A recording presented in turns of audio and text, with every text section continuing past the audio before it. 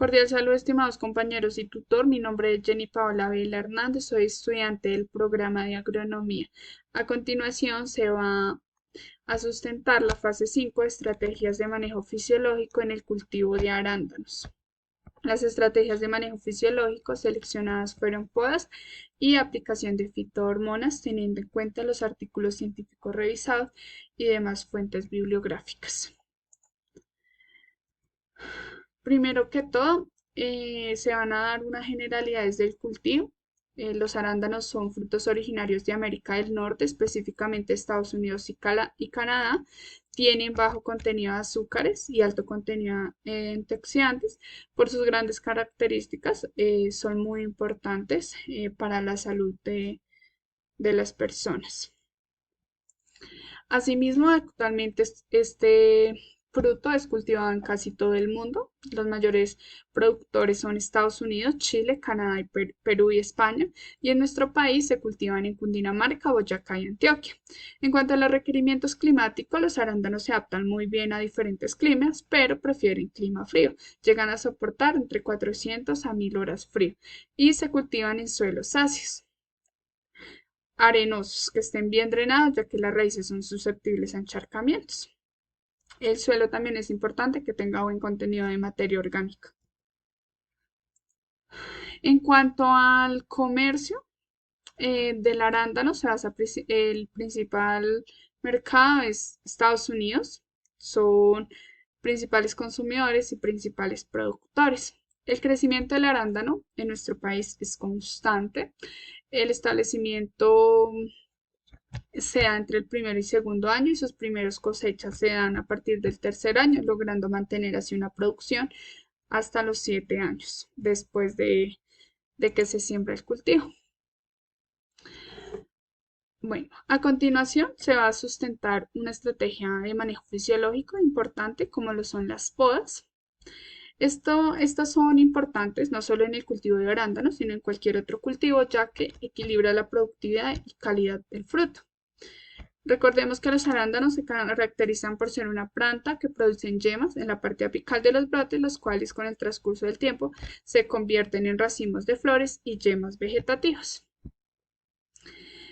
Este proceso de podas se realiza con el fin de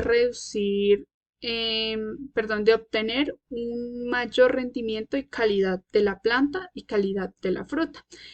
Al hacer este proceso se alarga la vida de la plantación y evita problemas fitosanitarios.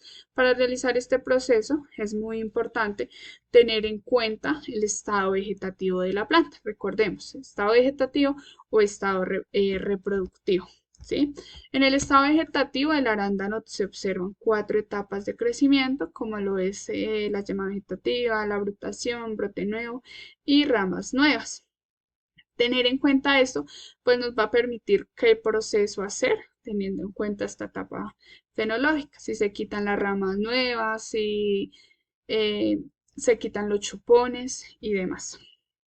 En cuanto al crecimiento vegetativo, se describen 6 etapas, como se observan a continuación.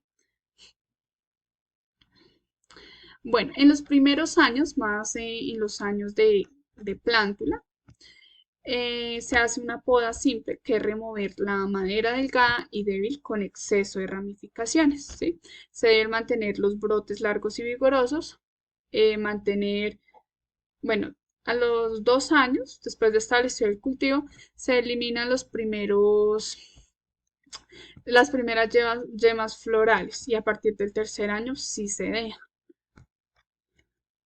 En cuanto a la etapa vegetativa de producción y fructificación, que es una etapa muy importante para realizar podas, aunque pues desde el estado vegetativo lo es, se recomienda eliminar las ramas en exceso, especialmente aquellas que son antiguas y débiles, que hayan producido en los últimos 2 o 3 años frutos. Esta práctica pues, nos va a permitir ingreso de luz y aire, favoreciendo la salud de la planta y facilita la aplicación de tratamientos fitosanitarios. Importante tener en cuenta a la hora de realizar podas que son brotes terminales, que son brotes laterales y que son brotes durmientes, ¿sí?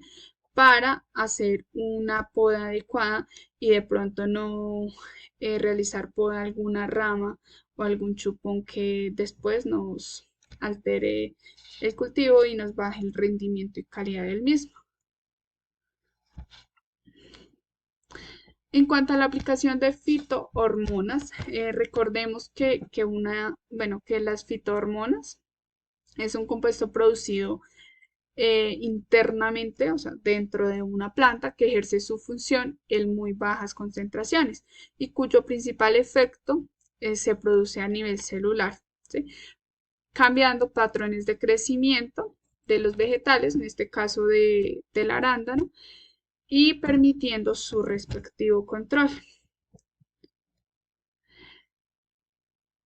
Bueno, acá es importante pues que se conoce en cuanto a los fitorreguladores que juegan un papel importante en su producción, como lo es de especies frutales, como lo es desde el momento de la micropropagación, cuando está el producto en vivero, en cuanto al control de crecimiento y en cuanto a la floración. Por esto, lo importante que les mencionaba anteriormente, conocer el estado fenológico de la planta. Y también la fisiología del fruto con fines comerciales, como lo es incrementar cuajado y crecimiento de forma directa.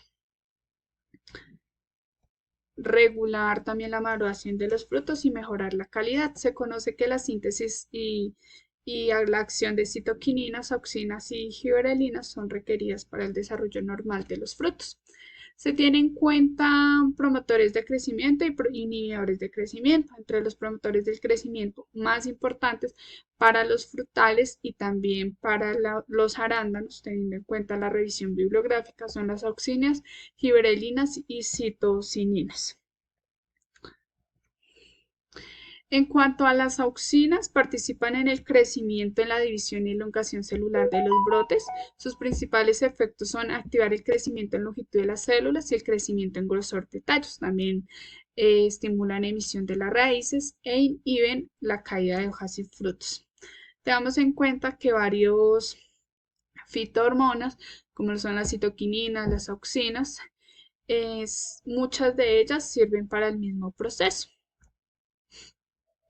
Se tiene que tener en cuenta que si, por ejemplo, la aplicación de auxinas es para emisión de raíces, se debe hacer una aplicación y teniendo en cuenta las dosificaciones del agrónomo en drench, aplicación en drench. Bueno, en cuanto a las citoquininas, también tienen muchos efectos importantes eh, después de que se realiza la aplicación y es crecimiento y desarrollo. También contrarrestan la dominancia apical y regulan la apertura estomática. Eh, los principales lugares de síntesis donde sintetizan el producto este fitorregulador son en las raíces y en los frutos jóvenes. Bueno, se puede también usar diversos productos, ya como lo mencionaba anteriormente. Por ejemplo, para la inducción floral se utiliza ácido gibberélico. Para liberación de dormición se utiliza citoquininas. Para el crecimiento y desarrollo se utiliza CPPU. Para esto, pues para el crecimiento del fruto y el rendimiento. Para mejorar cuajo se emplea ácido gibberílico en el momento en que las flores están perdiendo pétalos, aumenta el cuajado de flores.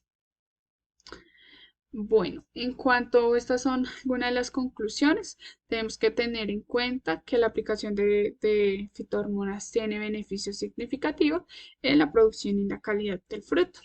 Y en cuanto a las podas, mantienen un equilibrio entre el crecimiento vegetativo y reproductivo de las plantas de arándanos, porque recuerden pues que al eliminar ramas o chupones que compiten por nutrición, se mejora la exposición de bayas a la luz solar y el aire. En cuanto a las recomendaciones, en cuanto a podas, desinfectar muy bien las herramientas antes de realizar este proceso fisiológico, como lo son las tijeras. También se recomienda podar entre 8 y 9 para que posterior a esto y después de haberse aplicado riego, las plantas aprovechen muy bien la luz del día. Se recomienda realizar podas de control cada 7 días en cuanto a sus hojas, ramas y ramas laterales.